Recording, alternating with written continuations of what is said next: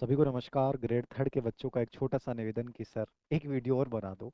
यदि मेरे वीडियो बनाने से कुछ होना नहीं है, लेकिन यदि मान लीजिए कि 20% बच्चों में भी इस वीडियो को देखने के बाद पॉजिटिविटी आती है और लास्ट जो 40 दिन आपके बचे हैं, यदि उनको आप प्रोडक्टिव बनाते हो और इन 40 दिनों में आप ऐसी मेहनत करके चले जाते हो कि आपको अफसोस नहीं हो कि सर मैं कर नहीं पाया। क्योंकि ये जो टाइम होता है लास्ट का, वो ऐसा होता है जब बहुत सारी इंफॉर्मेशन आती है।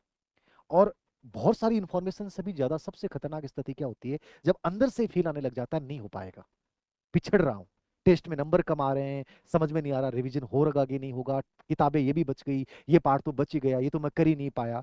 और फिर घर वालों की अपेक्षाएं, इन सब के बीच में एक चक्रव्यूह में आप लोग फंस जाते हैं। और वो चक्रव्यूह में फंसा हुआ बच्चा एक प्रकार से ऐसा लगने लग जाता है कि यार नहीं होगा। और वो उसकी परफॉर्मेंस जो बहुत अच्छी चल रही थी, बहुत अच्छा पढ़ रहा था, वो एकदम से गिरावट होने लग जाती है।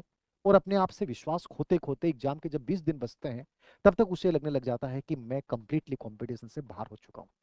और ये आप मान के चलिए, हर कंपटीशन में सिचुएशंस बच्चों के साथ आती हैं जो लास्ट टाइम होता है। इसलिए लास्ट जो 30 से 40 दिन होते हैं, वो टाइम होता है सेल्फ अवेयरनेस का, वो टाइम होता है माइंडफुलनेस का। माइंडफुलनेस वर्ड में क्यों जोड़ रहा हूँ, पढ़ाई सब बच्चे करते हैं, सब मेहनत कर रहे हैं, हमें अधीनस्थ सेवा चयन बोर्ड के पैटर्न का पता है कि बहुत ज्यादा हार्ड नहीं आता, नॉर्मल आता है।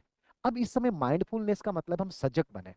यार इस समय मैं 30 से 40 दिन में क्या क्या चीजें कर सकता हूँ और क्या क्या चीजें मुझे करनी चाहिए, किन चीजों के ऊपर मैं ध्यान दूं। ये बहुत इंपॉर्टेंट बात होती है। और सबसे बड़ी चीज है, बाहर की सब आवाजों को बंद करते हुए अंदर की एक ही आवाज को स्ट्रांग बनाना कि यार मैंने अच्छा किया है, मैंने मेहनत की है। यद्यपि वैकेंसी उतनी अच्छी नहीं आई है, लेकिन जितनी आई है मुझे कंपटीशन देना है और बढ़िया तरीके से देना है। क्योंकि नेक्स्ट थर्ड ग्रेड वैकेंसी आ रही है रीट के जस्ट बाद।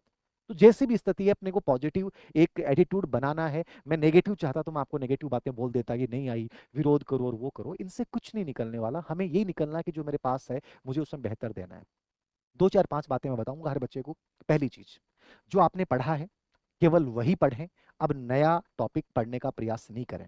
केवल आपको लगता है कि मैं ये टॉपिक नहीं पढ़ पाया, इसमें सर क्या करूं, आपको टाइम है तो उसके केवल पीवाई को देख दें, वन लाइनर आप देख सकते हैं। नंबर दो, रिवीजन जो है वो आपका इन 40 दिन में जो भी मेन मोस्ट एक्सपेक्टेड टॉपिक है, मतलब का मतलब है कि जहां लगता है कि यहां से प्रश्न आता है, पता है कि साइकोलॉजी में लर्निंग डिसेबिलिटी का प्रश्न आएगा, समझ गए, एनईपी 2020 पे प्रश्न आएगा, आरटी 2009 पे प्रश्न आएगा। ठीक है, विद्यालय नवाचार में इस योजना पे प्रखर राजस्थान, प्रबल राजस्थान, या मतलब जो ये बहुत इंपॉर्टेंट इन पे प्रश्न आएगा। इन मतलब ऐसी चीजों की पहचान कीजिए आप कि पूरे सिलेबस में ऐसे कौन से पार्ट है, इंग्लिश में टॉपिक है, हिंदी में टॉपिक है, मेरे सब्जेक्ट में टॉपिक है, भाषा साहित्य वाली जो बोलियां उन पे प्रश्न है, करंट के अंतर्गत स्पोर्ट्स है, कंप्यूटर के अंतर्गत ये चीजें तो जरूर आती हैं। तो वो टॉपिक, मोस्ट एक्सपेक्टेड टॉपिक्स जो है उनकी पहचान करके कम से कम इन 40 दिन में आप 3 बार उनका रिवीजन करने का प्रयास करें। तो 3 बार जो मोस्ट एक्सपेक्टेड टॉपिक है, ठीक है, एम ई टी, ठीक है ना, मोस्ट एक्सपेक्टेड टॉपिक जो है उनका 3 बार आप रिवीजन करने का प्रयास करें। और वो टॉपिक कोई मैंने जैसे साइकोलॉजी में बता दिया, परिदर्शन मैंने बता दिया, आईसीटी में थोड़ा सा मैं एक वीडियो बनाऊंगा बता दूंगा, लेकिन करंट में मैंने बता दिया, तो बाकी में भी आप अपनी पहचान कीजिए कि यार ये टॉपिक ऐसा है जो पर्सन देके जाएगा और इस टॉपिक को मुझे बहुत अच्छे से कवर करना है। तो ये एक तो सबसे इंपॉर्टेंट चीज ये है। नया टॉपिक बहुत ज्यादा पढ़े नहीं, कोई पीवाई क्यू आप जो है उसका देख सकते हैं। नंबर 3, एक बिंदु आता है सर आईसीटी में बहुत प्रॉब्लम आ रही है, आईसीटी के 5 प्रश्न आने हैं। आप केवल इतना जरूर करें, अधीनस्थ सेवा चयन बोर्ड के जो लेटेस्ट पेपर हुए हैं, कंप्यूटर के प्रश्न आए हैं, वो जरूर देख लें। और सामाजिक प्रभाव में केवल 4 कॉन्सेप्ट होते हैं, उनको हल्का सा समझ लें। समझ रहे हो, बाकी input output device, system software, application software और कीबोर्ड की कुंजी आपकी याद नहीं होती, वहां 1% अप्लाइड